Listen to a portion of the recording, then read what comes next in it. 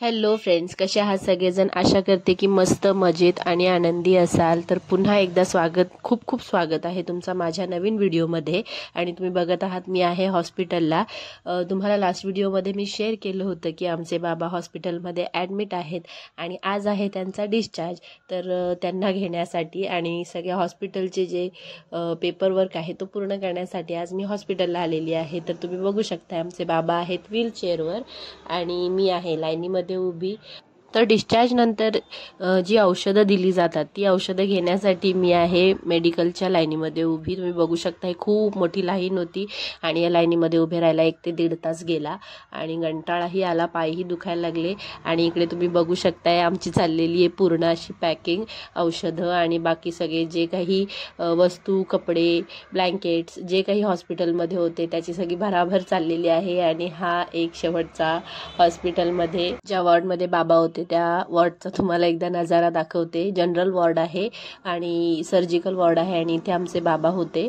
आणि तुम्ही बघू शकताय बाबा करतायत चेंज आणि डॉक्टर जी काही एक्स्ट्रा औषधं आहेत जी त्यांना घरी घ्यायची आहेत ते लिहून देत आहेत.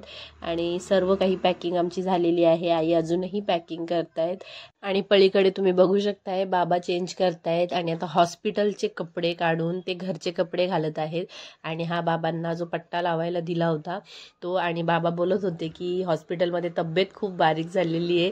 त्यांची पॅन्ट आणि त्यांचा शर्ट त्यांना खूपच लूज व्हायला लागला होता आणि त्याच्यामुळे आम्ही हसत होतो त्यांना. आणि ते सुद्धा स्वतःमध्ये हा चेंज बघून थोडेसे भारावले होते. आणि हॉस्पिटल म्हटलं की कितीही चांगलं जेवण आणून द्या तरीही आजारी असल्यामुळे ते खाण्याचं अजिबात मन होत नाही.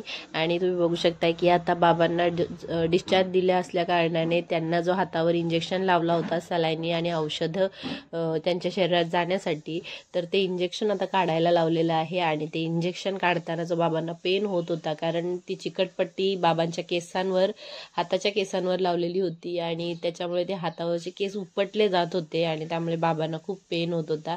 आणि बघून अक्षरशः डोळ्यामध्ये पाणी येत होतं की. आणि हेच नाही तर हॉस्पिटलमध्ये बऱ्याचशा गोष्टींचा त्रास त्यांना सहन करावा लागला होता. बऱ्याचशा थेरपीज होत्या ज्या खूप पेनफुल होत्या आणि त्यासुद्धा त्यांना सहन कराव्या लागत होत्या. एवढे दिवस जेव्हा आम्ही हॉस्पिटलमध्ये त्यांच्यासोबत होतो तेव्हा त्यांना त्रासात बघून आम्हाला सुद्धा वाईट वाटत होतो. पण आता फायनली आम्हाला डिस्चार्ज मिळालेला आहे, बाबांना डिस्चार्ज मिळालेला आहे. आणि तुम्ही बघू शकताय बाबा आनंदी आहेत. आणि जे आसपासचे जे त्यांच्यासोबत होते, जे वॉर्ड बॉयज होते, डॉक्टर होते, सगळ्यांना अगदी आनंदाने बाय करत अगदी व्यवस्थित होऊन आता घरी निघालेले आहेत. आणि आम्ही आलेलो आहोत हॉस्पिटलच्या ग्राउंड फ्लोअरला. आम्ही जी गाडी बोलावलेली आहे ती यायला 5 ते 7 मिनटं बाकी होती, तोपर्यंत आम्ही वाट पाहत होतो. आणि आता आम्ही हॉस्पिटलच्या बाहेर आलेलो आहोत. आणि बाबा म्हटले तर अगदी खुश होते की आता हॉस्पिटलमधून सुट्टी मिळालेली आहे. आणि कॅबची वाट बघत होतो आणि कॅब आलेली आहे. आणि घरपर्यंत ही कॅब आम्ही बुक केली होती कारण हॉस्पिटलपासून घर आमचं खूप लांबीवर आहे. 1 ते 1.5 तास जाण्यास वेळ लागणार होता. बाबांचा प्रवास व्यवस्थित आणि सुखकर व्हावा त्यासाठी आम्ही गाडी बोलावलेली होती. आणि तुम्ही बघू शकता आम्ही आता बसलो आहोत गाडीमध्ये आणि आता मी घरी चाललेलो आहोत.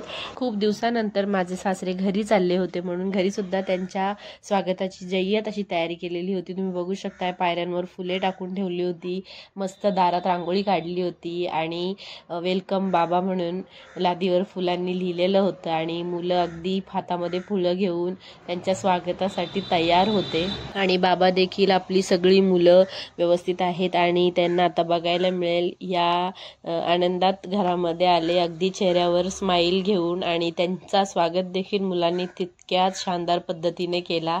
तुम्ही बघू शकताय कशा प्रकारे. आणि त्यांची आरती वगैरे करण्यात आली. आणि मग ते घरामध्ये आल्यानंतर मुलांचा एकच कळोळ सुरू झाला. तुम्ही बघू शकताय सगळी मुलं आणि सगळीजण किती आनंदी आहेत. आणि बाबांना आता बाबा आता आतमध्ये येत आहेत आणि तुम्हाला दाखवते मुलं कशी फुलं उधळत आहेत त्यांच्या अंगावर. आणि खूप मस्त असा त्यांचा स्वागत आम्ही सगळ्यांनी केला होता. त्याचबरोबर केकसुद्धा आणला होता आणि बाबांचा केक कट करून देखील स्वागत केला. आणि बाबा आता बसलेले आहेत आणि आम्ही सगळ्यांनी बाबांची आरती केली. आणि बरे होऊन आलेत तर खूप आनंद आणि खूप मस्त असं वाटत होतं. मुलं देखील खूप हॅपी होती, घरातली सगळे सदस्य खूप आनंदित होते. मी सुद्धा घरात आल्यानंतर बाबांची आरती केली, बाबांचं औक्षण केलं. त्याचबरोबर घरातल्या ज्या आमच्या बाकीच्या महिला आहेत, माझ्या सासू आणि माझी मुलगी समृद्धी, तिने देखील बाबांचं औक्षण केलं.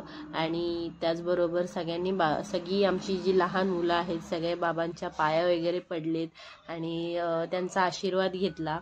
आणि त्यांचा सांगायचं झालं तर अशा प्रकारे आम्ही छोटासा का होईना एक घरामध्ये कार्यक्रम साजरा केला. आणि तुम्ही बघू शकताय बाबांच्या डोळ्यामध्ये तुम्हाला आनंद अश्रू दिसतील की त्यांचा जो स्वागत झाला आणि हे सगळं त्यांचा जो परिवार बघून एवढ्या दिवसानंतर त्यांना देखील आनंद झाला, ते देखील भारावून गेले होते.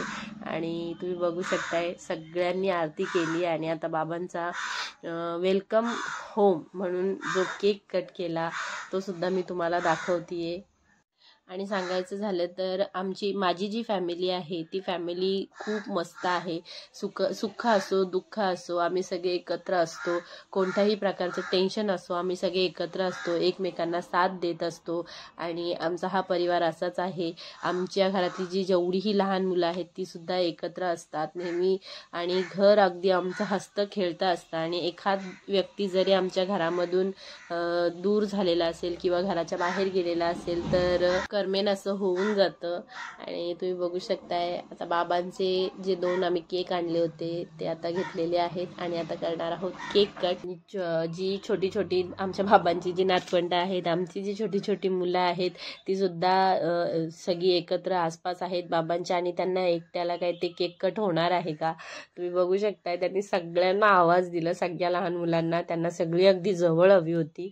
आणि सगळी मुलं ही जी छोटी छोटी दिसत आहेत ही सगळी आमच्या एकाच घरातली मुलं आहेत, एवढी जण आहेत. आणि ही सगळी छोटी छोटी नातरुंड आहेत. आणि त्यांना सोबत घेऊन त्यांचा हात पकडून मग बाबांनी केक कट. वेलकम बाबा.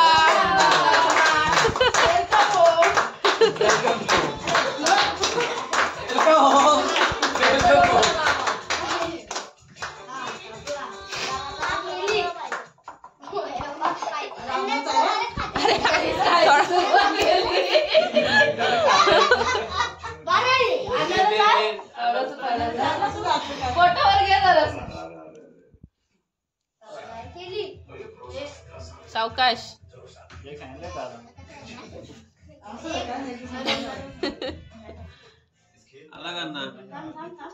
ए बस बस ए बस.